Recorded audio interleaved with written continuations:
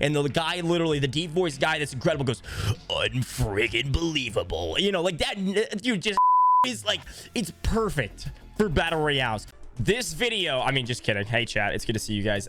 Hey, look, this is what I do every single morning. We stream 8 a.m. to 12 p.m. Central Time, roughly. And what I've been doing with this Voice of Verdansk morning show is kind of more of a talk show-esque, YouTube recording-esque morning show where I pull up Notepad on stream and we kind of just walk through whatever we're thinking about, right? Today, we are brainstorming and talking about the Battle Royale meta, what that means, what that looks like, and where it's going to go. And I'm going to be talking about maybe the 2 potential battle royales that could overtake Warzone.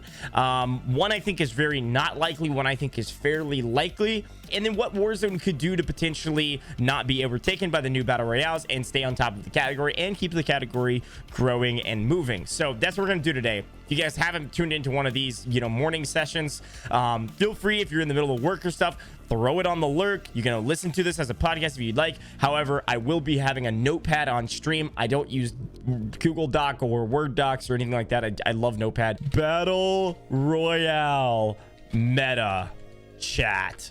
That's what we're calling this today. Watch this zoom in. Watch this zoom in. See, it's as simple as that. It's as simple as that. Boom.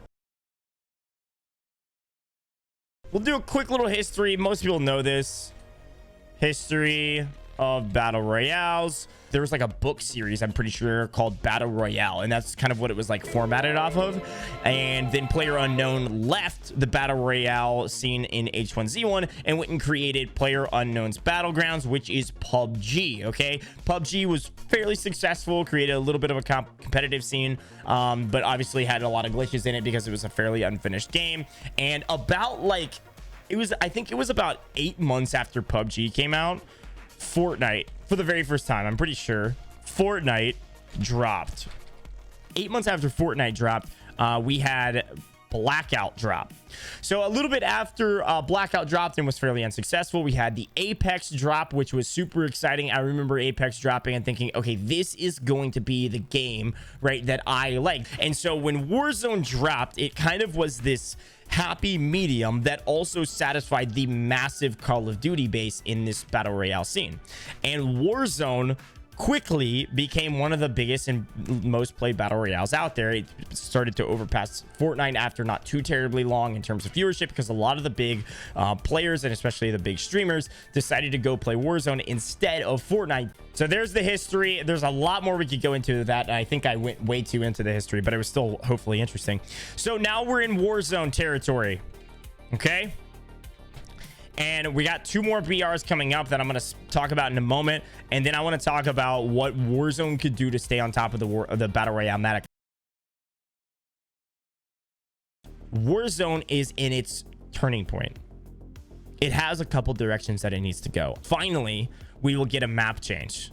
And this is crucial. Map change April 21st. Because the game is stale. I love it. I'm about to play it and I love the game, but everybody knows comparatively the game is stale right now, right? So many people complaining about it. Obviously, you have the problem with the anti-cheat. You have the problem with all kinds of stuff. But in terms of the actual map, the map has really not changed since the beginning of the game. Stadium opened, sure, and a ship rolled up. I mean, comparatively to other games, you know, Apex has dropped 2 or 3 maps at this point. Fortnite has changed a ton and went back to its original and changed a bunch. I mean, there's so many things, right? The map change on the 21st is quite literally make or break.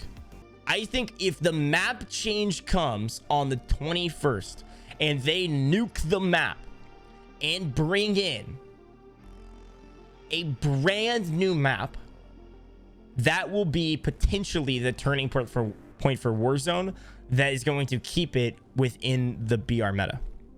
If what I think is going to happen, and don't quote me on this, but if the nuke comes and we reverse in time to a 1980s version of this map, I don't think Warzone will survive. So 2 pathways, right? New map. Eating a steak. right? You're gonna feel full. It's going to be amazing. It's going to be tasty.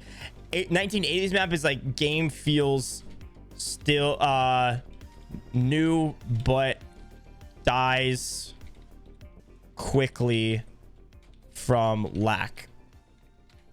This is like eating or drinking an energy drink. So like this is the difference, right? A 1980s map, yeah, it's gonna fuel a lot of the players that are playing Warzone right now, and it's gonna go, oh, we're gonna rip, right? Whoa, this is sick. We got a new map, blah blah blah blah. A lot of people are gonna be like, oh, it's not gonna be that good, because they already understand this concept, and they're gonna run around the map and be like, oh, it's not that much different. Done with this game. And then right as that happens, this new map's gonna drop, and then right as this happens, boom, new game. All right, so this is what we came to talk about, right? The next two battle royales that could kill Warzone.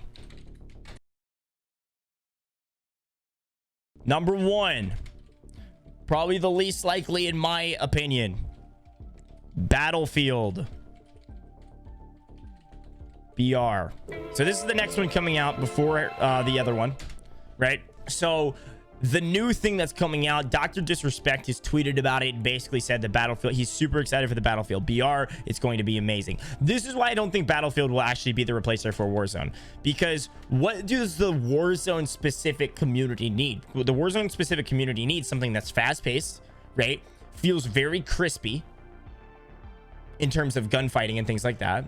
And I think battle royales for Battlefield is going to maintain the Battlefield vibe. There is not a lot of people that play the, I would say, the big team battle almost of whatever of Battlefield is. It's like the big version, right? It's like 100v100, and you're on the massive map and you're running the helicopters and stuff.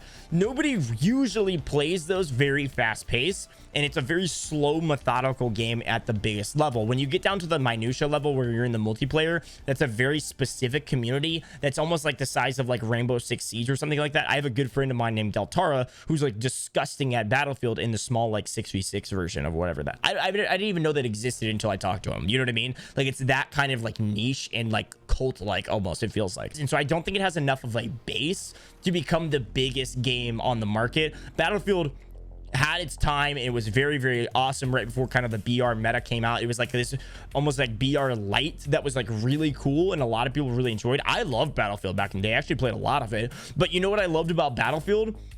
Taking a sniper rifle and shooting somebody 1,000 meters away and calculating the bullet velocity and trying to do the drop on it and making a highlight reel of me, you know, aiming 16 feet above somebody's head and dropping a headshot and getting all those things go bling, bling, bling, bling, like 3,000 experience points because I hit them. You know what I mean? That's not a BR. There's no way. It's going to be way too slow. And even with the helicopters and all of that stuff, like, I don't think it's going to succeed compared to War. I feel like it's just going to feel like a worse Warzone, or a slower Warzone even. And the whole, you know, problem with Warzone a lot of times is how slow it is for a lot of people. Not everybody, but for a lot of people. So I think speed will be the issue. I hope they prove me wrong. What does Battlefield have going for it? And, you know, you can blow up buildings. So map adaptability maybe compared to Warzone.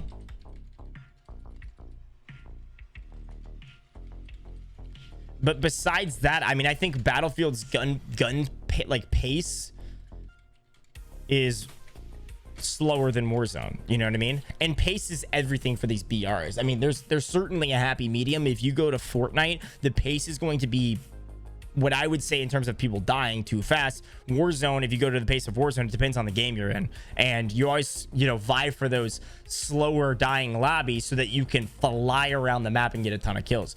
What are the most boring games? It's when you land somewhere fairly hot first, you know, first circle, there's maybe a few people there, you kill them, and then you're on like a running simulator for the first, you know, 10 minutes of the game trying to find people. You know, those are the games you're like, oh, this sucks.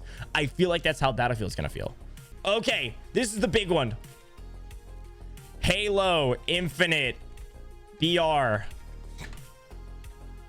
Okay, so this is opinion, not fact. Okay, opinion. First, I have a lot of thoughts on the Halo BR, but the first thing that I think is opinion is they did not plan to make a BR. They did not plan to make a BR. Like, seriously, my opinion is they never planned to make a BR. The reason I think this is because they have been working on this game for a very long time. Like, super long, right? Halo has seen its prime and it's seen its fall. And it's seen its kind of like viewer or market share, market base be attached to Xbox platform. And it's seen the explosion of the Battle Royale scene. And I believe that they were making Halo Infinite. And about halfway through, they realized they have to make a BR. They are halfway through developing this game and they go, holy crap, we could quite literally steal the market share, literally steal it from the whole BR scene. They could literally steal the entire BR scene. And I think this is the game that we'll be waiting for. Why is Halo so perfect for a BR? It's obvious. If you've ever played big team battle, dude, I dropped a unfreaking believable in a big team battle where I had 50 kills without dying. And the guy, literally the deep voice guy that's incredible, goes, unfreaking believable. You know, like that, dude, just Halo is like, it's perfect for battle royales. You've got warthogs, right? You've got wraiths. You've got ghosts. You've got all crazy different guns, right? You've got all these different things that make BR so cool. And it doesn't have to be the same as Warzone. We could have differences to Warzone, you know, where there's no loadouts. This is what's so cool, right, Danny? And I think what you just said is so perfect. There are so many people out there that never played Halo, yet there's a ton of people that played Halo that were Microsoft born and raised, that are kind of this niche group that will build up the hype for it, especially big streamers. The biggest streamers on the platform right now, a lot of them played Halo all the time way back in the day. I would say Ninja would get back into BRs if Halo BR dropped. He was a Halo Pro to start. Nick Merckx played Halo Semi-Pro, right? Like, Closey played Halo Semi-Pro. Like, these people born and raised on Halo are going to bring back hype for it. Some of the biggest streamers on the platform. And it's going to be free. And it's going to be, you know, free to play for anyone on any platform. I think they might even let PS5 users use it, like play this game. And I think it'll be cross-platform. So it's going to be the next game to play, Battle Royale-wise, at least to try it. And the question is, will it stick? But I think there's enough hype, enough wanting for another game.